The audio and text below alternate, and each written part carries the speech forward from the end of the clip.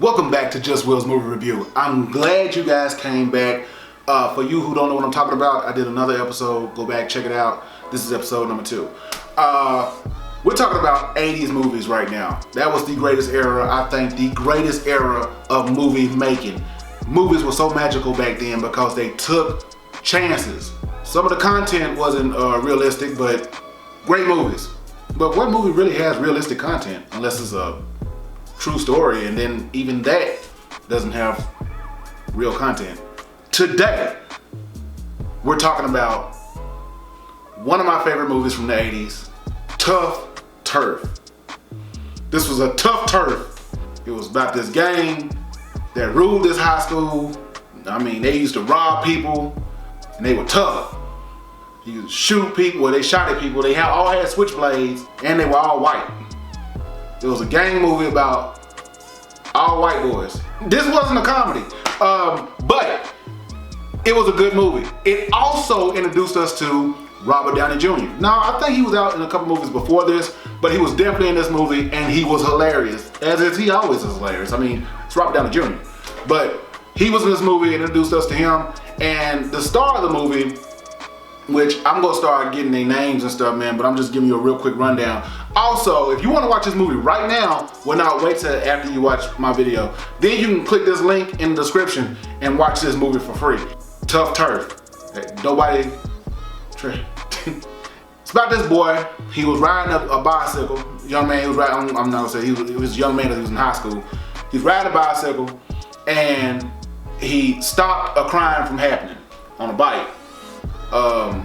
He rolled up on a bike, and there was this girl. She had seduced this, business-like man, and she basically gave the nod to her friends, the gang, to come over there and rob him. So in the midst of them robbing him, they pulled out a switchblade, and they held him up. They held him up with a switchblade. In the 80s, switchblades were like guns. If somebody pulled out a switchblade on you, give them everything you got. Don't run, because it's a switchblade. You can't run from it.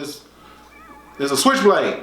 I think it's because the noise it made when you, it was a switchblade. You don't run up on somebody with a switchblade. It's dangerous. They pulled a switchblade on this guy and was about to take all his money. This guy rolls up on a bike.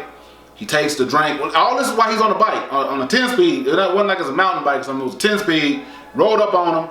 He took one guy's beer, shook it up, and you know how you shake it up and pop the top and it goes everywhere? Well, he took the beer, shook it up, popped the top, sprayed it in somebody's face.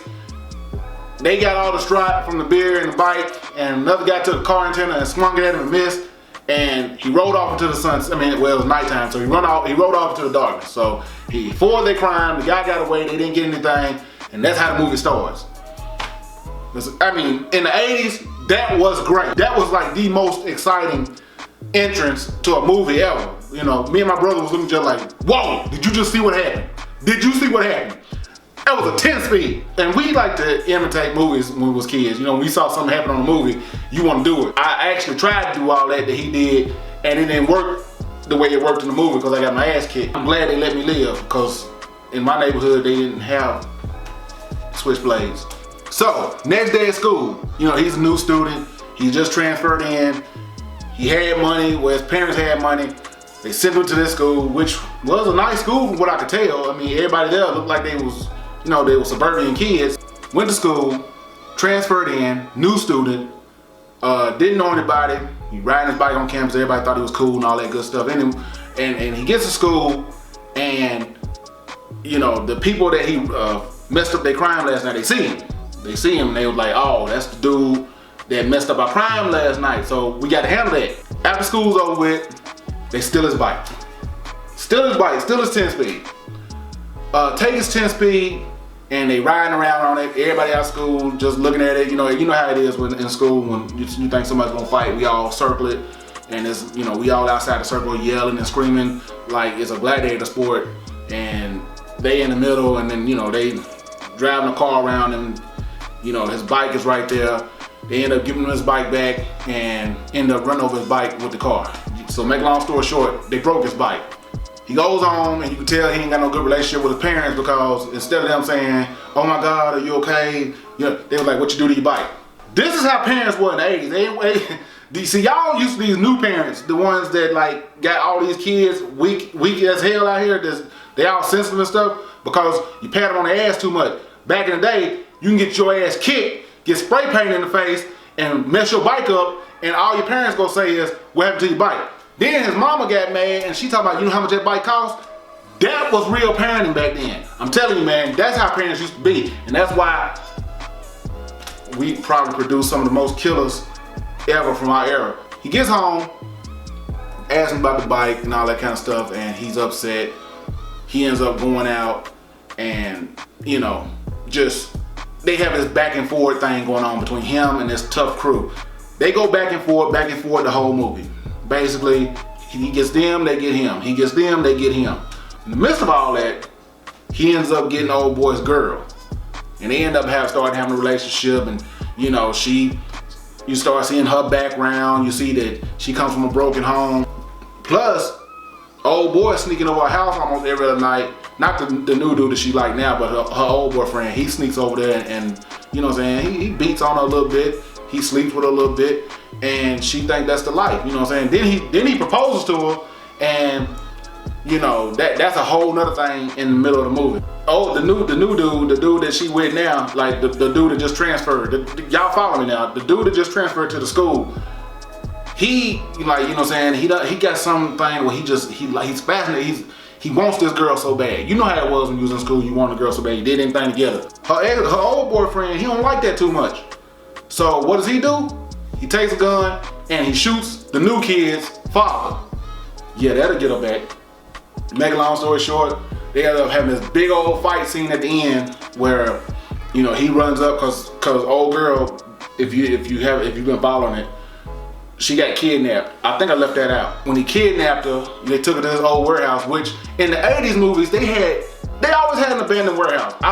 You can't even find an abandoned warehouse now because I'm looking for one to like lease it so I can move my studio there. But they had abandoned warehouses everywhere in the 80s. I don't understand that, and they had power. How does abandoned buildings have power? I'm pretty sure there was nobody paying the bill. If I don't pay my light bill, they cut me off in about 2 weeks. It didn't look like anybody was living in these buildings for a good 2 years and they still had light. Okay, so you have a big old fight scene. Robert Downey Jr., which he plays a big part in this movie, and because he's old boy's friend, he has some dogs. Dogs are killers, man, and they end up helping him fight. So it was like Robert Downey Jr., the new dude, and his dogs trying to rescue old girl from 5 dudes. The movie was decent. Tough turf. Check it out, but as always, it has some flaws. And one of the flaws I want to talk about is this right here.